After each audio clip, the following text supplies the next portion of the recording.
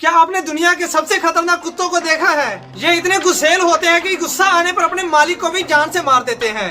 Dogs की एक ऐसी ब्रीड जिसे घरों में पालने की बिल्कुल भी अनुमति नहीं है और कई देशों में तो इस ब्रीड को पालने पर बिल्कुल बैन कर दिया है। और दोस्तों ऐसे ही और खतरनाक डॉग्स के बारे में जानने के लिए बने रहिए हमारी वीडियो में। नंबर 5, चाओ चाओ। ये डॉग्स देखने में बहुत ही ज्यादा क्यूट होते हैं। अगर इन डॉग्स को प्रॉपर अटेंशन न दी जाए तो ये नाराज भी हो जाते हैं और ये डॉग्स गुस्सा आने पर और भी ज्यादा अग्रेसिव हो जाते हैं और उसके बाद ये आसानी से किसी की भी जान ले सकते हैं। ये इस क्यूटनेस और बड़े बड़े बालों की वजह से बहुत ही ज्यादा अट्रैक्टिव लगते हैं। इसी वजह से लोग इनको पालना भी पसंद करते हैं। और आपको ये जानकर हैरानी होगी कि ये चाओ चाओ नस्ल के डॉग्स 2000 से 3000 साल से भी पुरानी नस्ल है जो साइबेरिया में पाई जाती है। इनकी हाइट बिल्कुल छोटी यानी 1.5 फीट की होती है और इनका वजन 35 किलोग्राम तक ही होता है। Number 4, Caucasian shepherd. ये कुत्ते दुनिया के सबसे बड़े कुत्तों में से एक है। इनकी हाइट 30 इंच यानी 30 फीट से भी ज्यादा होती है और इनका वजन 70 किलोग्राम तक का होता है। यह प्रजाति रशिया के आसपास के इलाकों में पाई जाती है और इन डॉग्स को बचपन से ही ट्रेनिंग दी जाती है और अगर ऐसा ना किया जाए तो ये अपने मालिक के लिए ही खतरा बन सकते हैं। और अगर इनको अच्छी ट्रेनिंग दी जाए तो ये अपने मालिक और उनके घर को अपनी इमानत की तरह मानने लगता है और अपने मालिक का हमेशा वफादार रहता है। और अगर इसे किसी से खतरा महसूस होता है तो ये बहुत ही ज्यादा अग्रेसिव हो जाता है और अटैक करने लगता है। फिर इसके बाद इसका मालिक भी इसे नहीं संभाल पाता। पहले इन डॉग्स को मवेशियों की रखवाली के लिए रखा जाता था लेकिन अब लोग इन्हें अपने घरों में भी पालने लगे हैं।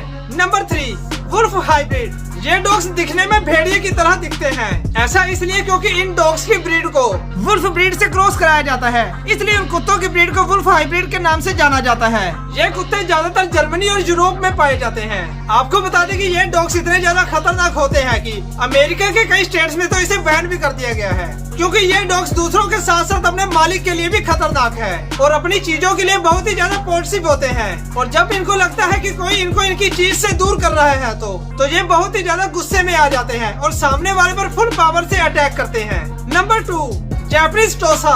इन डॉग्स का इस्तेमाल जापान में खूनी खेलों में किया जाता है और इन डॉग्स को घरों में पालना भी बहुत मुश्किल है और ये डॉग्स लड़ाई के लिए सबसे ज्यादा फेमस है। और इन डॉग्स की नस्ल को यूके और आयरलैंड में बिल्कुल बैन कर दिया गया है और इन प्रजाति के डॉग्स को यूके और आयरलैंड में रखना बिल्कुल बैन कर दिया गया है। इन्हें दूसरी कंट्री में लेकर जाने के लिए भी काफी सावधानी बरतनी पड़ती है।